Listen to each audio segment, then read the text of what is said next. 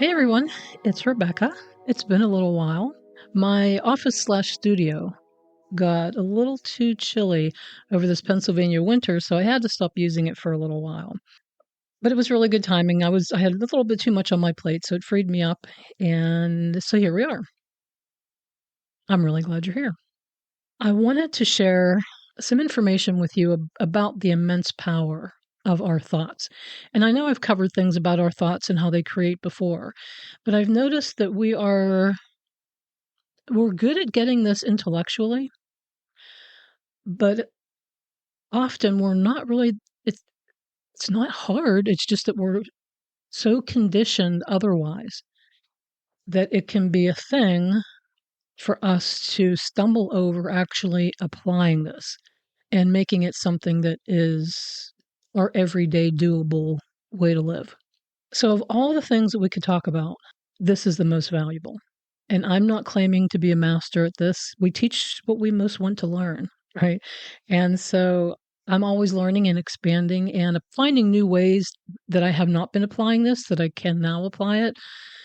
So, 2 points I wanted to make. One is our moment to moment thoughts really, really count because they create. And even if you've heard that before, stick with me here because there's a deeper essence to this that we really need to pay attention to in order to get the benefit. The second point I'll make here is that there's really no difference between how you're resonating and what you're attracting. Because I hear people say, well, I want to try to attract better. I want to get better at attracting. We're already good at it because we're already doing it. But understanding resonating and attraction is key.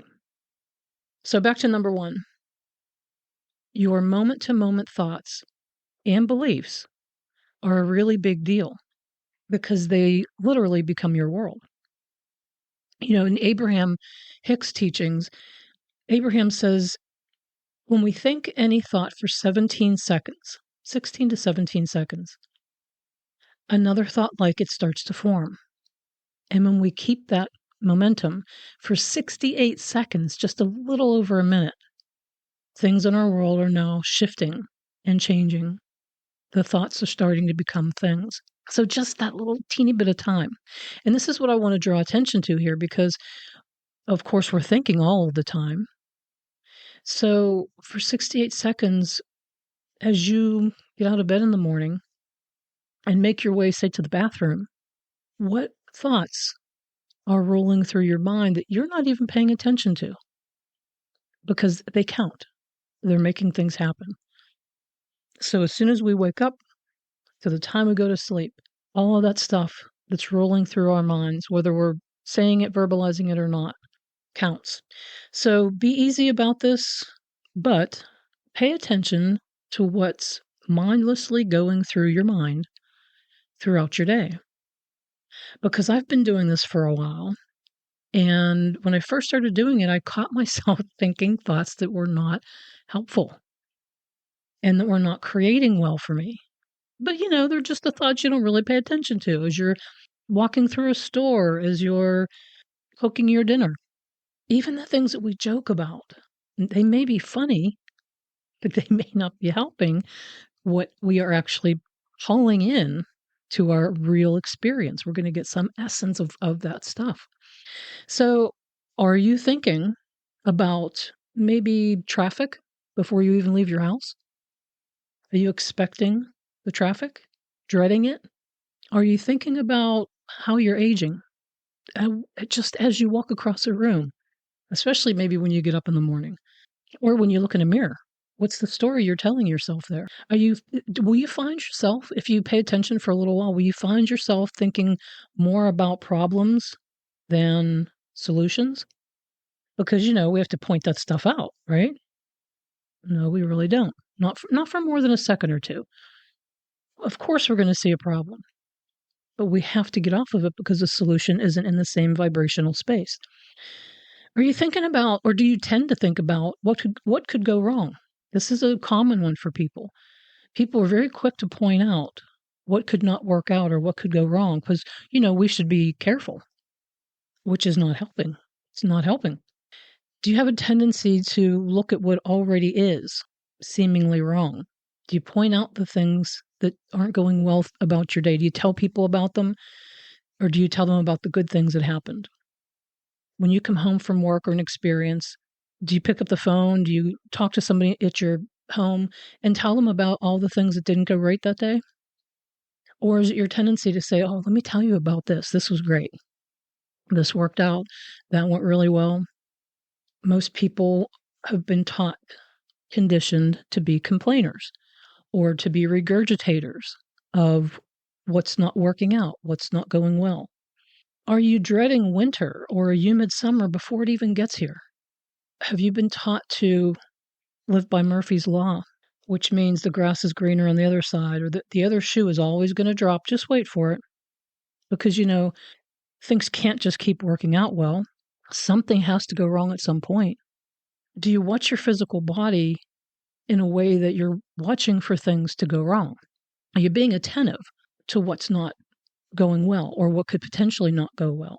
Or do you pay attention to your body and how well it is functioning? I often say when you're sick or you have a condition, whatever it might be, that's only some of your cells. And that can be remedied. But how about give your attention to all the other, you have trillions of cells. Look at all those other cells that are working perfectly, right in alignment, healthy and happy. So if that sounds like you, if any of those sound like you, maybe they all do.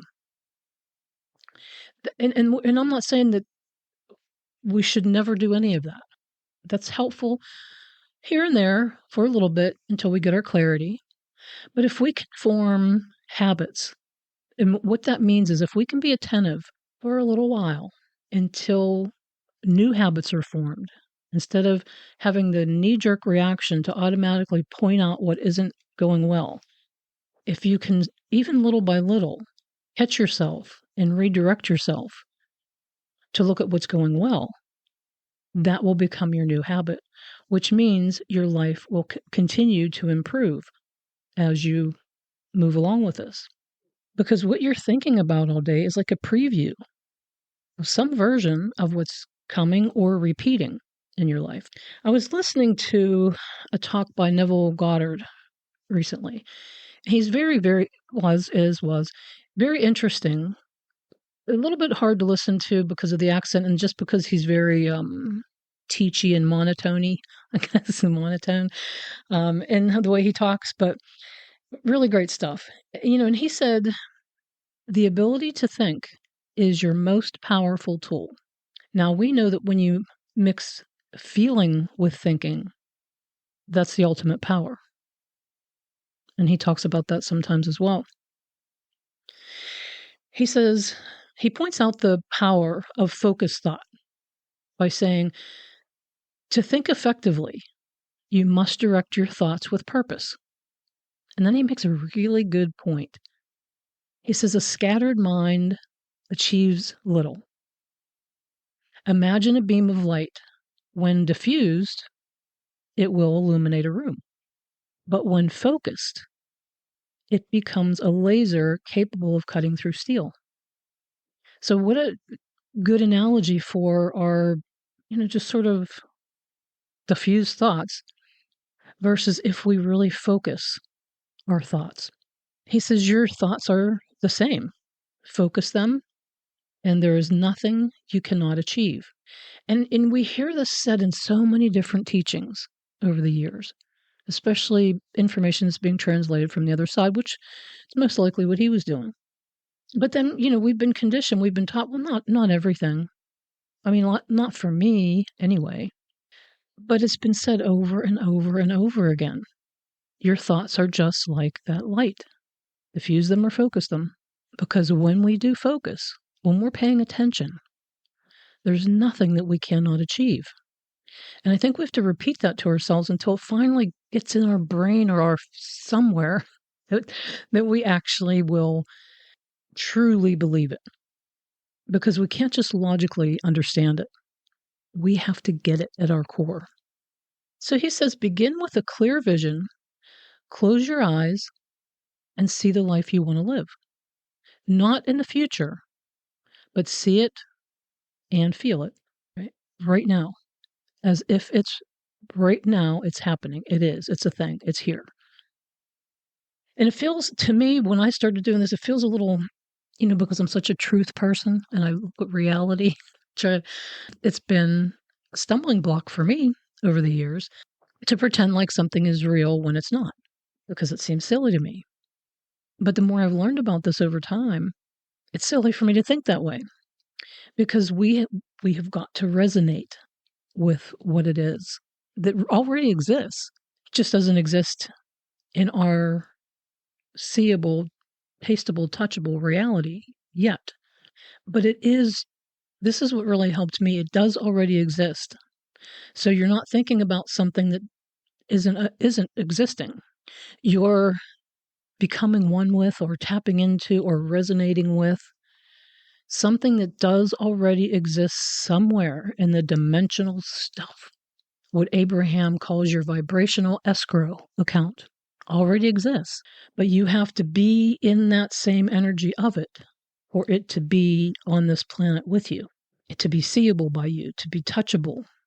He says, feel it, taste it, smell it, live it in your imagination until it feels more real than the chair you're sitting on. He says, thoughts become things. Whatever you consistently think about, you will experience. The Abraham teachings say that when you really believe something, it has no other option but to become your reality. That's just law. And it doesn't really matter what gets you there, whether it's a belief in a religious figure, a belief in the science behind this, a belief because you saw somebody else experience it and now you can believe it, or because you've just talked yourself into it. It doesn't matter what gets you there. What matters is, are you all in? Have you allowed yourself to be in the vibrational space of that truth long enough that it shows up? So it's not really convincing yourself. It's just consistently finding any way you can to get in that vibrational space. And he points out too that it doesn't matter if the thoughts are positive or negative. He says the principle is the same. So whether we're thinking wanted or unwanted, doesn't matter. The principle is the same. It will show up. The Abraham teachings say you get what you think about, whether you want it or not. And that's always, always true. We get what we think about, even if it's the stuff we don't want. That's why this is so vital to whether we have a smooth journey here, a hard journey here, a happy journey, an abundant journey, a healthy journey. And Neville also said, this is another really good analogy. He said, thoughts are like seeds you plant. They will bear fruit. The soil doesn't discriminate. It will grow whatever you plant. And I thought, yeah, that makes sense. Let's say you want apples, but you're not really paying attention. You're not focused. And you just go where you keep your seeds and you grab some seeds and you put them in the ground and you walk away. And then you're so surprised and maybe even upset when you see pears have grown. We don't look at the soil and say, what did you do? We realize that we planted something without half paying attention. And all of creation did not say, oh, never mind, never mind. We know you wanted apples, so we will switch that out for you. We're free will creators. We can create sloppily, half focused, or we can pay attention and intentionally pick the seeds we want and put them in the ground, which means we can think on purpose and intentionally pick the thoughts, the point of view, the beliefs that we want. Because as soon as we do that, we're putting it into the vibrational dirt. So the idea there is for us to train our mind and our expectations to be more comfortable, more used to being in that right lane. And if you don't know what I mean by that, that's an analogy I used in another podcast episode. So if you want to hear more about that, go back and listen to the 2-lane analogy that I did a while back. And this is a neat thing you can do. I just think this is a fun thing to do. When you get back to your vehicle after, say, your next shopping trip, just sit there for a minute and see if you can recall more about the wanted or the liked positive aspects of that shopping little journey you were just on? Or is it easier for you to go, well, I didn't like that and I didn't want that. And I saw, oh, geez. And it was so, people were always in my way. Every time I went to get something, there was somebody had their cart right there. Well, they didn't have enough of the holiday stuff out that I was looking for. I went to the clearance aisle. There wasn't really anything there that I wanted. You see how you can just go on and on? Is that easier? Or when you do this, do you think, you know what? I saw these two women that were they seemed like they were so glad to see each other. It was just nice watching that. And I didn't bring my shopping list. I forgot it, but I just somehow started remembering it as I was going through the store, got everything I wanted. I saw a few new things that I didn't know the store had. I was in and out pretty quick. So anything along those lines, just play with it. If you work the end of your workday, do you remember more of the feel-good stuff or the not feel-good stuff, typically? Because that's what I mean by the moment-to-moment stuff that really counts. I think without realizing it, a lot of people are spending more airtime picking out, looking at, dreading every day, more often, what they don't like. You know, we think thoughts about other people. We remember things from last week or last year or 10 years ago, 15 years ago that make us cringe. Why are we doing that? We've got to let ourselves off the hook and let some things go. So observe your thoughts on purpose. Saturate your mind with your dreams until they become seeable, reelable, because they'll have to. So number 2, the other point that I wanted to make is, you know, there is no difference between how you're resonating and what you are bringing in, what you're attracting. Same thing. It's sort of two different things, but it's part of the same process. So how we are resonating, that means how we're vibrating. What vibrational state are we in? Because that's always going to equal what's available to us to have attracted. Because the universe is never responding to our words. It's always only ever responding to our moment-to-moment thoughts, our moment-to-moment perception, how we're seeing things, our beliefs, our expectations. And a lot of that has been conditioned over the years, some of it good, some of it not, and a lot of times a lot of it not. But it doesn't mean you can't uncondition these things. You know, I've heard Deepak Chopra say before and Wayne Dyer in the past say, you have to believe it before you'll see it. But weren't we taught, when I see it, I'll believe it? Because I can't believe it if I can't see it, right? I can't believe it if I haven't tasted it or touched it or experienced it somehow. And all of creation has been telling us over and over and over again for a long, long time exactly that. You have to believe it, whatever it is, before you see it. And people say, well, I didn't believe that was going to happen to me, or I didn't believe that my health would do this. Well, you believed some essence of that. You believed the possibility of it, or you were afraid of the possibility of it. Somehow you called it in. Now, that's not a blame thing. We should never blame ourselves and say, oh, terrible me. Because there's honey in everything. So what? You attracted something that you don't like. Look for the honey in it. I just happened across it must have been some social media little video of this man who was in the military, and I don't know the story because he was just encouraging people to trust Jesus and they're taken care of and all of that. And I'm watching him, and most of his face was blown off, and he was getting ready to go in for yet another reconstructive surgery. I watched him and I thought, I'm sure he doesn't like this. I'm sure he doesn't like what's happened. I'm sure he doesn't like the way he looks right now. He had to cover part of his face just to be able to have conversations with people. And he was hoping with this surgery, it would be the last time he would have to wear that half mask kind of thing that was colored his skin tone and everything to try to make it easier for people to look at him. And I thought, so here he is. Now, who knows? In the beginning, he might have just really, really gone down a deep rabbit hole with it. Whether he did or not, he has found a way to be on social media and say to people, it's okay. Like, I know I'm taken care of. I know that I'm fine. And that there's honey in this. He didn't use those words, but that's basically what he was saying. Like, I'm paying attention to the good stuff here. I'm paying attention to how this can even help other people. So I thought that was pretty cool. So the meaning that we put on things, the way we see things equals what shows up. You know, and that reminds me of 2 of the tarot cards. And I'm using the ones from the Rider Waite deck or the Universal Waite deck. Same thing, just little teeny differences between those two. It's the Five of Pentacles and the Six of Pentacles. The Five of Pentacles shows two people who are walking out in the snow. Looks like it may be nighttime. They don't have, one is with like old time crutches. They're just basically sticks under his arms. He's got bandages wrapped around one foot. The clothes are kind of old and ratty. They look poor. The woman that's with him has a drape around her. She has no shoes on and she's walking in the snow. So you can see the struggle in this, where it just looks like they're poor and they're not having any luck, because here it is really, really cold and they're outside just struggling to get by.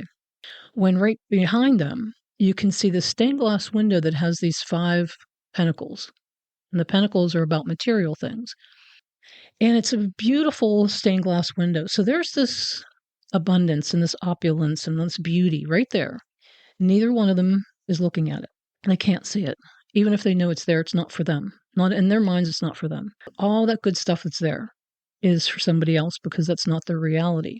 So much so that even if that's a sign from all of creation saying, look over here, not only is it beautiful, but it's warm in here. Even if that's what's there, they can't see it because they're so vibrationally far away from it. So it's an interesting card for the sort of the struggle that we see in life or in a day, in a moment, when the good stuff is right there. Solutions, answers, money for them to go buy shoes is right there, but they will not allow themselves to see it because they've been so conditioned that that's not for them. The other one is the Six of Pentacles. This is where there's a man who's dressed quite well, looks like he must be wealthy, and he's handing crumbs out to two beggars who are down on their knees looking up with their hands out, and he's holding a balance scale with the other hand, and it is balanced. And this one is really about perception, because we can look at this card and ask, so what's going on here? Like, are they needy and so he's sharing? Is he maybe contributing to their neediness? Because if he keeps handing stuff out to them, it's like that if you teach somebody how to fish, you feed them forever. But if you give them fish, right? So is that what's happening? Or maybe he's been in that spot before. Maybe he can help, so he just is. Maybe this is a really nice give and take. I need some help right now. You have some help. Let's do this. It really depends on how we look at this. We can look at this as we are needy, so you give to us since you have. We can look at this as I have things to give here, you don't, so take this. Or we can look at it as, yeah, we've all been there. We've all had stuff to give. We've all had times where we needed to be given a little help. And everything that we experience in life has those different perceptions available. Depends on how you want to look at it. If you're looking for the honey or you're looking for the vinegar. Not that there's anything wrong with vinegar. I love vinegar, but it's just a good example. So just to kind of close up here, I ran across an Abraham-Hicks quote recently where they said, and I love this because I've run across it a few times here and there. They say, expect your every need to be met. Expect the answer to every problem. Expect abundance on every level. Expect to grow spiritually. And this is really powerful right here. They say, you are not living by human laws. Let that sink in. We need to know that because we really have been taught that we're living by human laws. But they tell us you are not. You're not living by human laws. You're living by laws that are far beyond human laws and even human logic. And Neville Goddard said, just give it 3 days. And I've heard Abraham and some other teachings say 3 days is what is generally most useful for people to find the change they want, whether they want to get something out of their system, their body, whether they want to make a change in their life. 3 days, he says, to focus on the more positive, the wanted things, and to feel like that is already, just take 3 days. Pick one thing. You can do it for multiple things here and there as you go about your day. But make it a game. Make it something fun that you're doing so that you don't get all serious about it and try to do it. Because when we try to do this stuff, it never works out. But when we just do, then we're in the essence of it. We're in the energy of it. So my suggestion would be to put down any other thing that you've been doing or trying or attempting to make your life better. And let me know how it goes. Get playful about it. Have fun with it. 3 days. Pick your 3 days and just do the best you can most often. It doesn't have to be 100%, just more often than not, and you'll see a tipping point. And I can see it pretty quickly when I start to lose focus on this and I regain my focus on it. It's pretty quick, the changes that happen. So yeah, let me know how it goes. So that's all I have to say about that for now. But I want to mention before I go here that, I think the last episode I did was a telepathy tapes, which is really interesting. And it's about non-speaking, mostly autistic individuals who can read minds, basically. Way more than that, but that's just one thing. But I wanted to mention that Akil said something in one of the videos. I was watching the videos online. And in one, and actually Deepak Chopra was in this one. Akil was showing them something. He was typing. They were doing these little tests, whatever. And I think it was Deepak said to him, like, how do you know what your mother is thinking? Like, how do you know what's on her mind? And he said this real quick and then scurried away, or typed it or said it, whatever. He said, my mind knows how to show my mom's mind.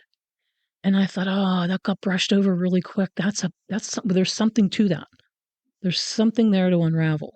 My mind knows how to show my mom's mind. In other words, I think he's saying my mind knows or can not read my mom's mind, not get into my mother's mind, but to show her mind. So maybe show what she's thinking. Food for thought. I just think that's really interesting. And I just been thinking about it here and there because I thought, wow, that just got blown right over. But I think there's something to that. So yeah, if you have thoughts about that, let me know. So you can find me and everything that I'm up to at mysticaltruths.com.